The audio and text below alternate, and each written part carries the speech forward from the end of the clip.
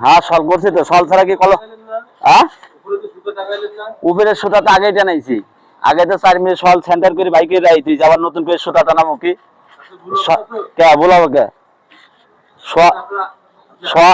আমি 100% সল তো আগেই করে সেন্টার বাইক, আগেই তো সেন্টার বাইকে যে সল। আসলে এটা কেমন কলম দেখছে, এটা কেমন কলম? এদিকে রিং এদিকে রিং, রিংটা বানাইলাম কেমনি?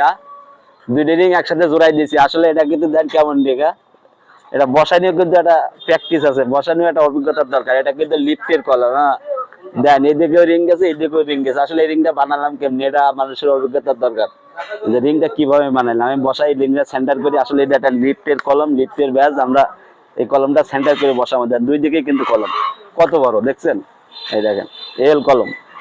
আচ্ছা এটা সেন্টার করবো, হ্যাঁ সেন্টার সেন্টার সেন্টার সেন্টার, আমরা সেন্টারের সব সেন্টারের সুতা আছে নিচে, সব সেন্টারের সুতা আছে নিচে। আমরা